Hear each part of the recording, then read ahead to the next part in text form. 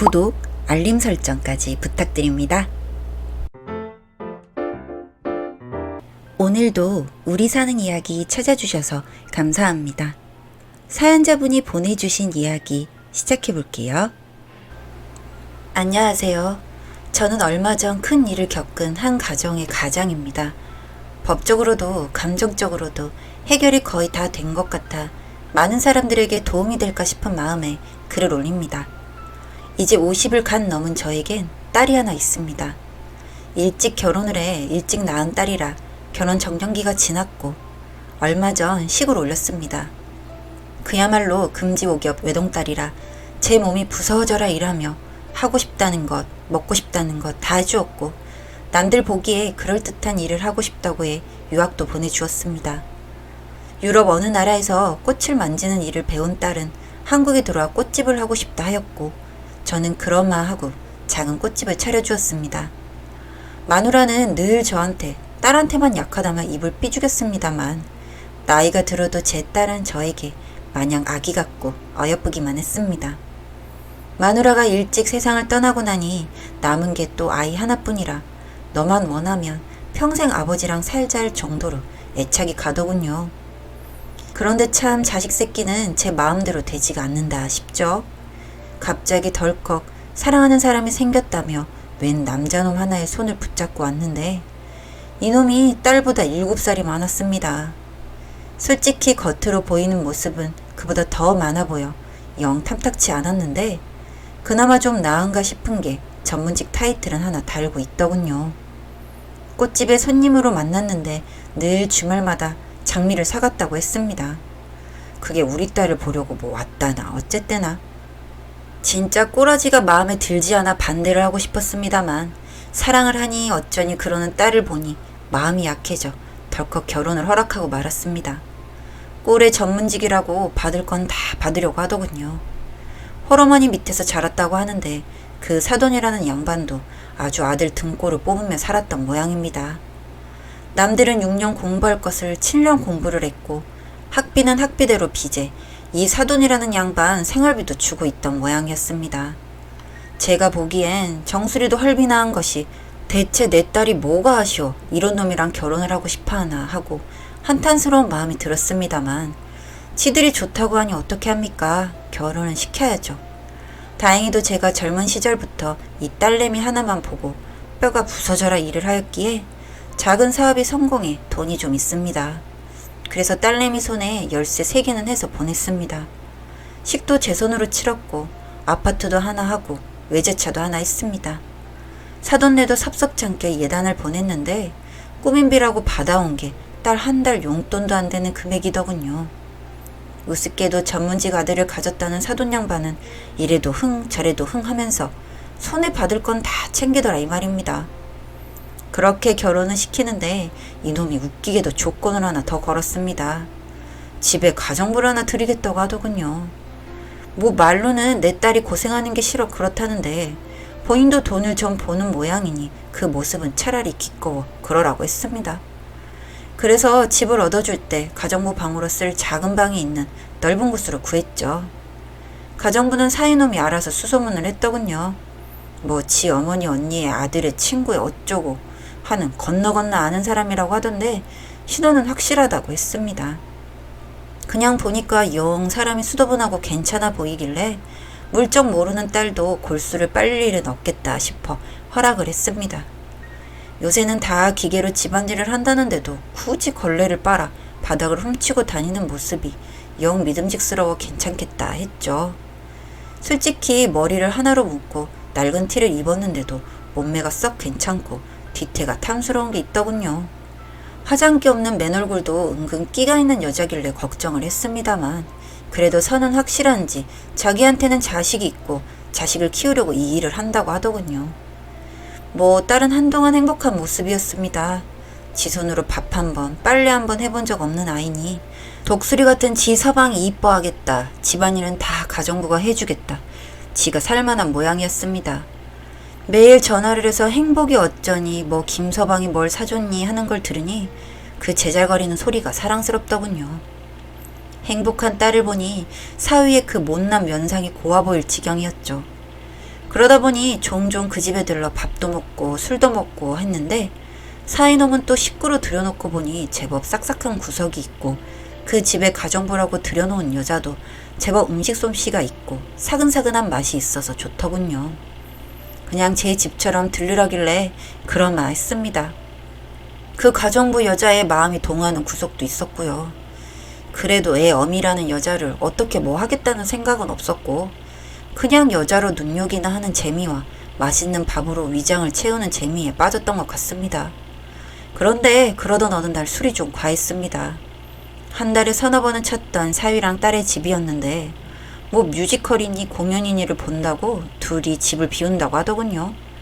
갑자기 찾은 내 잘못이니 그럼 돌아가마 했더니 어차피 가정부 여자는 집에 있을 테니 밥이라도 한 끼 하고 집에 가란 이야기를 했습니다.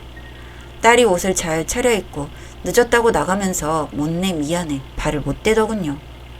이럴 줄 알았으면 아빠 자리라도 더 잡을 걸 그랬는데 미안하다고요. 내가 자식은 참 싹싹하게 잘 키웠다 싶어 만족스러웠습니다. 그리고 식탁에 앉았죠. 그 짧은 시간에도 음식을 싹 새로 차렸더군요. 새로 오뎅탕도 끓이고 소세지도 볶아내놓고 계란부찌까지 해서 올리니 밥 빼고는 새로 안 만든 음식이 없었습니다. 그러다 보니 또 반주가 끌리더군요. 사이가 늙은 외모랑 어울리게 또 술을 모으는 취미가 있단 말입니다. 뭐 늘 와서 마시는 술이니 장에서 술을 꺼내 술잔을 기울였습니다. 주거니 받거니 할 상대가 없어서 그 여자한테 말상대나 해달라고 했죠.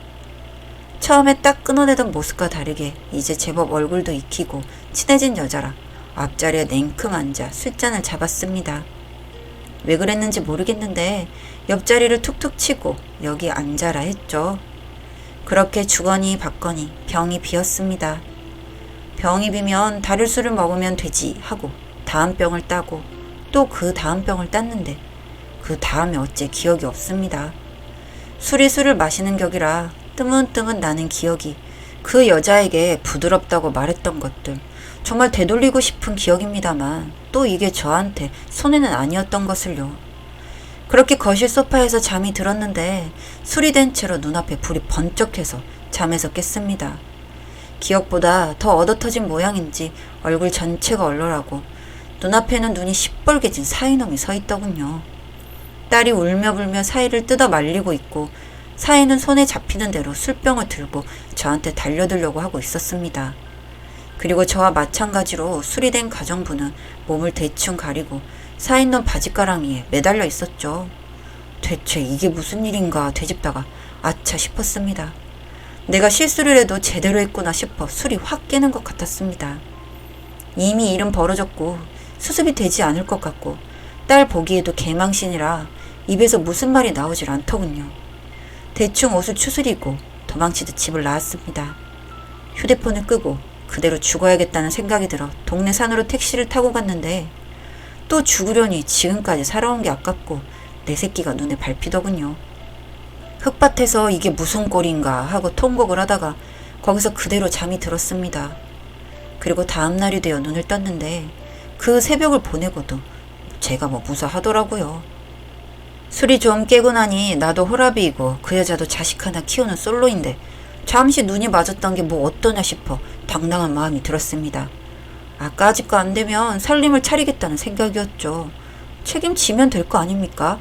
그래서 애써 쪽팔림을 억누르고 휴대폰을 켰죠. 와, 전화가 엄청나게 들어왔더군요. 망신인 줄은 알았는지 아이들이 경찰에는 신고를 하지 않은 모양이라 일단 집으로 돌아갔습니다. 집으로 돌아가 마음을 좀 추스르고 난 후 수습을 할 생각이었죠. 그런데 집에 떡하니 딸 자식이 앉아있더군요. 근데 딸이 꼴이 말이 아니었습니다. 눈물 뻔벅에 잠도 못 잔 건지 눈이 뻘겋고 금쪽 같은 내 새끼가 왜 이 모양이 된 걸까 싶어 머리가 띵 하더군요. 집에 가정부랑 눈이 맞았다고 와이프를 잡을 이유는 없지 않습니까? 그런데 어째 이 딸이 나를 보더니 붙잡고 눈물부터 쏟기 시작해서 아차 이건 아니구나 뭔가 잘못됐다 싶어 이야기를 들었습니다. 이야기인즉슨 이렇습니다. 알고 보니 이 사이 새끼가 한 집에서 두 집 살림을 했더군요. 이 멍멍이만도 못한 놈이 이 집의 사용인이랑 장인이 눈이 맞았다고 눈이 돈 게 아니라 알고 보니 이 여자랑 예전부터 눈이 맞아 식만 안 올리고 한 집에서 산 지는 오래되었고, 지가 가진 게 없어 돈이 많은 내 딸이랑 엮였을 때 여자를 어르고 달래 우리 딸이랑 결혼을 한 거였습니다. 그리고 내 돈으로 우리 딸과 사실혼 관계인 본인의 척 이 두 여자를 한 집에 놓고 살고 있었던 것이죠. 여자가 키우고 있던 자식이 어째 낯이 좀 있다 했더니 사이놈의 피를 타고 나서 그런 거였고, 이 여자도 기가 막힌 것이 처음엔 나를 그렇게 끊어놓다가 결국 사이놈의 재산이 내 재력에서 나온 걸 알고 은근슬쩍 저한테 마음을 두고 있었던 것이죠.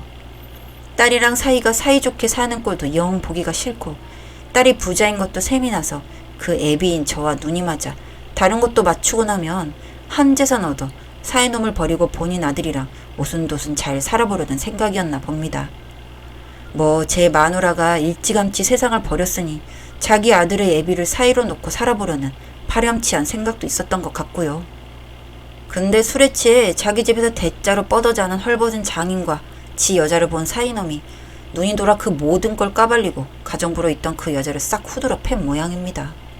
아니 이게 일이 잘 된 건지 못 된 건지 대체 알 수가 없더군요.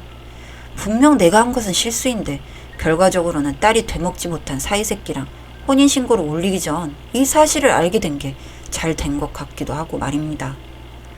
내 평생 마누라 외의 여자에게 한눈을 판 적이 없는데 이런 일이 생긴 걸 보면 아내가 도와준 것도 같단 어이없다는 생각도 들었습니다.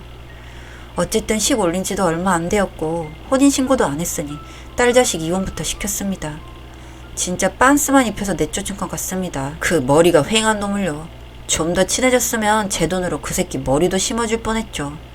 그리고 그 여자도 내쫓았습니다. 몇 푼 지어주긴 했는데 참 사실을 알고 보니 속이 안 좋아질 정도로 영 그 여자 낯이 마음에 안 들더군요. 그 집구석에 간 돈이 아깝습니다만 미리 한 게 잘한 것 같고요. 사돈이라는 여자도 눈이 뒤집혀서 난리길래 그냥 깔끔하게 변호사를 사서 해결을 해주십사 했습니다. 그래서 법적으로 처리할 것도 처리를 했고, 저랑 잠시 관계가 있던 그 여자는 저랑 둘이 알아서 합의를 봤죠. 그래서 지금은 일이 좀 해결이 되어가고 있습니다.